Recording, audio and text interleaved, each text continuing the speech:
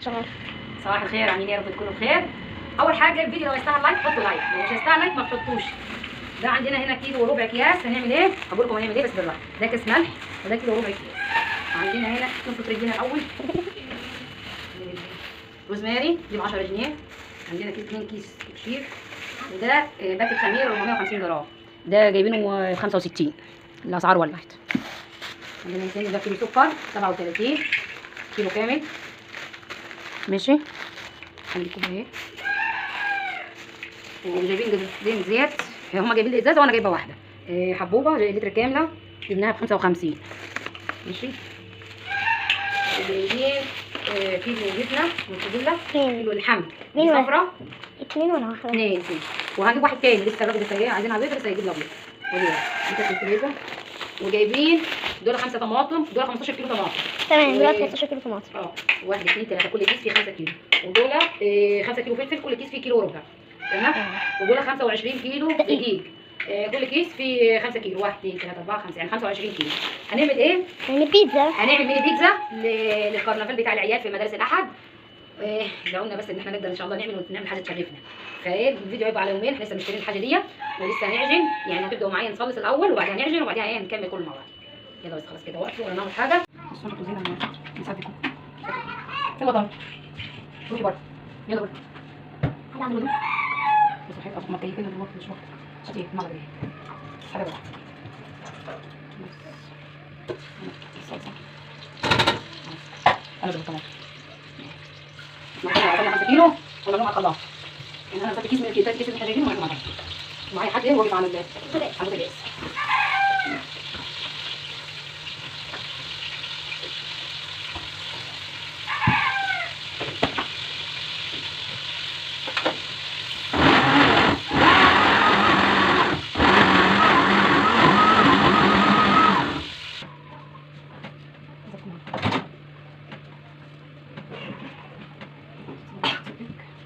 كيس ملح حطيت 7 بهارات عشان كده تدينا طعم.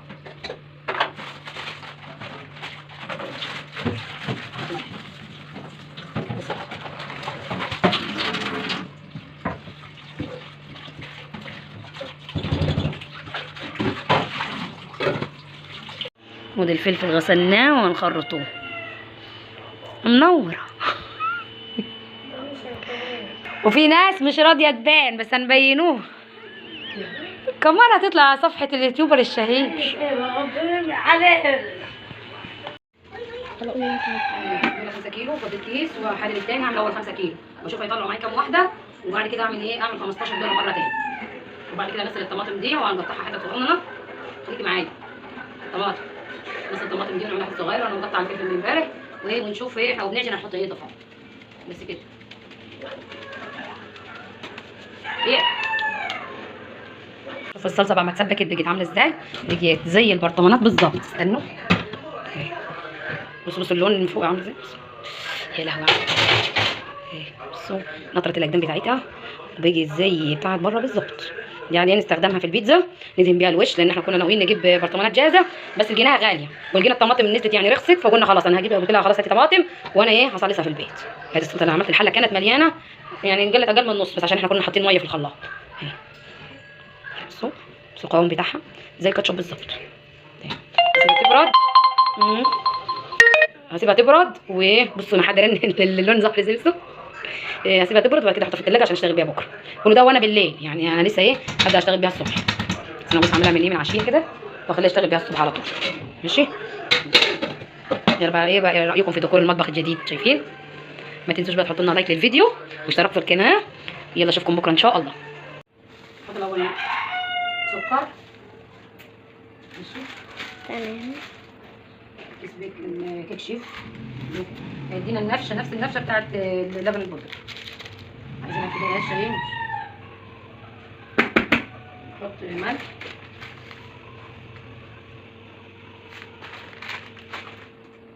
نحط روزماري صحي زي ما هو ما طحناهوش كده هيدينا نكهه حلوه في العيش. واحط ايه خميره مالي كده كفتي دي خميره. ايه حط حبه كمان عشان ايه الجو مرطب النهارده. وزيت زيت، هحط كده كوبايه زيت. كله انا ما حطاش بعيار، انا حاطه كده ايه بالنظريه يعني، على حسب عينك يعني. بس كده اقلب. ومية. بس هاتي كوبايه. بص دي البيتزا اهي، هي ونعي. تعالى اوريكم عاديه مستويه. دي الحاجات اللي احنا اشتغلنا بيها. دي ميه، الفلفل والطماطم والصلصه والجبنه والزيت. تعالى اوريكم ما هي وعلى الفرن. هي وعلى الفرن، شايفين جبت ازاي؟ يلا بركه مريم حنا تحل علينا. طلعي يا ريم كفايه. الله. حطي على البوتاجاز من فوق تبرد. دي الصاد التاني على معك. دي شكلها من فوق اهي.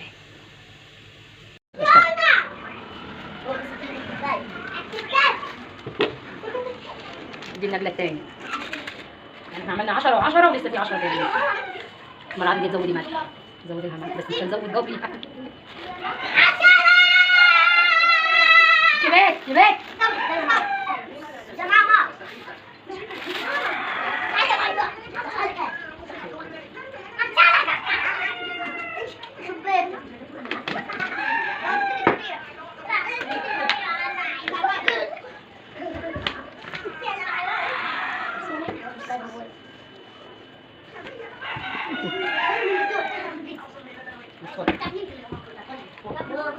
ايوه وقف خلاص هنقلب. خلاص شغل. دي النجله الثالثه، النجله الثانيه اللي ورانا والاولانيه احنا قيسناها. كل نجله طالعه 150 اكتر من كده، بس احنا بنضرب في 150.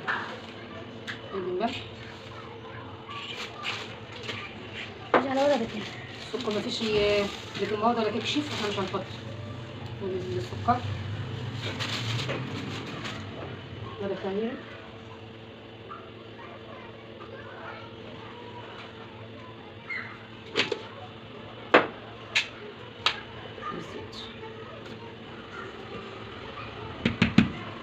دول 10، عملنا 10 وجاب 10، يعني دول يعني 30 كيلو. خليهاش البتاعة دي فرد. فرد ايه اللي فرد؟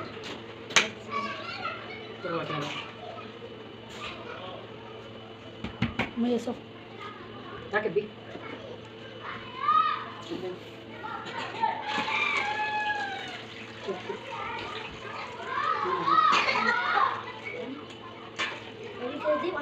شوفها.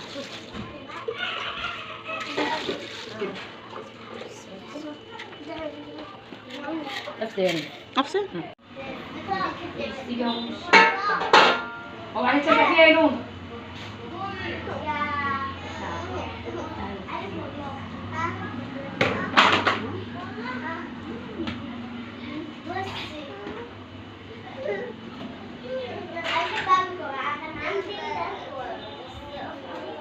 واحدة هنا اهي.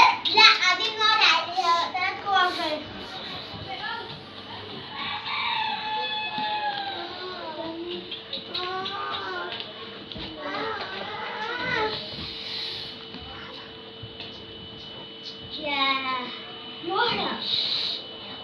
ماما بحبك.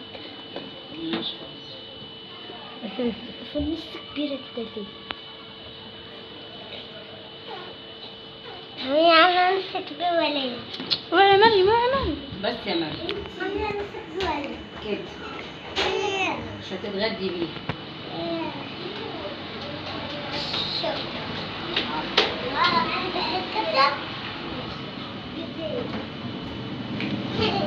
أعمل واحد عشان أتعلمني.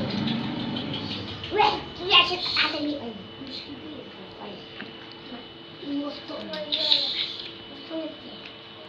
بتاعت ابونا دي. ايه؟ بتاعت ابونا. حلو. ابونا؟ واعملي واحدة كبيرة وصغيرة في النص. ابونا هنعمل له صينية كاملة لوحدها. صح؟ بتاعت كتير. خدي دخل خدتك جوه انت. كتير كبيرة تصميم. لا بس عشان خدي ملحقة. دي جبنة ودي الصلصة ده فيها.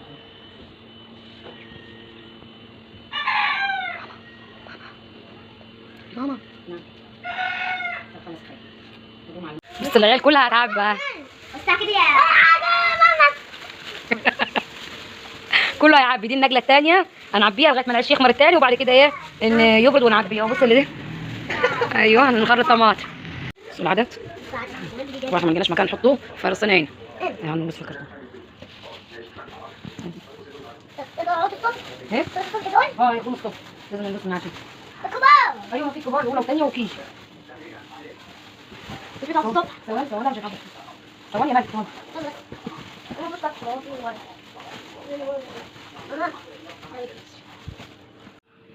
خلصنا الساعة 4 الفجر.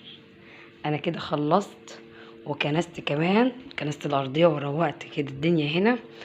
كانت الساعة كام؟ الساعة 4 الفجر. معلش اعذروني على المنظر على السرير، بس أنا ما ينفعش أحطه على الأرض لأني أنا لميت الفرشة بتاعة الأرض، فأنا لازم إيه أحطه في مكان نظيف. فأنا عديت عدد معين حطيته على السرير، ومليت الكراتين اللي هم جايبينها لي، جابتها لي مستر اشرف ربنا يخليها اهم. بصوا المنظر، بصوا منظر يفتح النفس، حاجه فوق الروعه.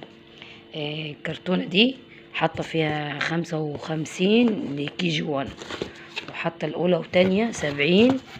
دي الحجم الكبير، شايفين؟ بصوا حجم الرغيف الطابونه كده، حجم الرغيف دي الكبيره، ودي الصغيره، دي صغيرة شوية بس ايه عشان كيجات صغيرين على الاولى وتانية، يعني مش نفس الحجم يعني.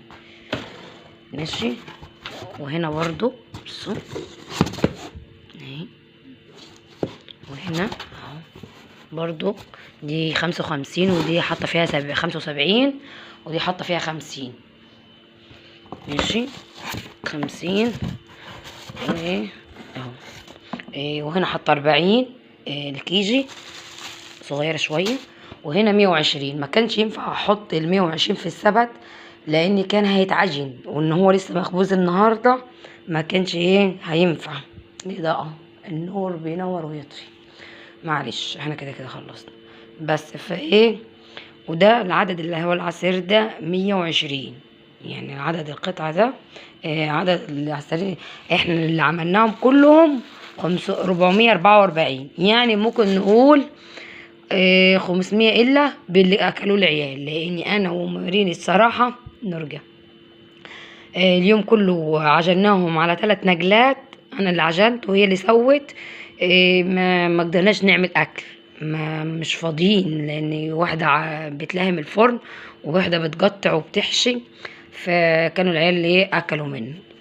طبعا ده بعد اذن المسات عشان احنا كان غصب عنا ما كانش ينفع نعمل اكل. بس هتقولوا لي احنا من الساعه 8 الصبح ل 12 بالليل كنا طافين الفرن الساعه 12 بالليل. انا دلوقتي الساعه 4 بس، انا من ما كنست وروقت وحميت البنات وناموا دلوقتي الساعه 4، وكمان عديت العدد وقفلت الدنيا. فايه جت 4. هتقولوا لي ايه اللي تعبكم؟ عايزه اقول لكم بامانه وحياه عيالي انا ما واخده جنيه من ورا الموضوع ده، ولا واخده مقابل مادي. انا عاملاه كده زكاه عن صحه عيالي وغربه جوزي، فعشان كده انا ما واخداش جنيه. وانا قلت لهم لو عايزين تعملوا اي حاجه عادي انا موجوده، واللي انتوا عايزينه انا اعمله لكم، بس التكلفه هم اللي جايبينها. هم حتى كيس الملح جايبينه، يعني انا محطتش من بيتي ازيد من الميه بالامانه عشان كل واحد ياخد ايه حقه.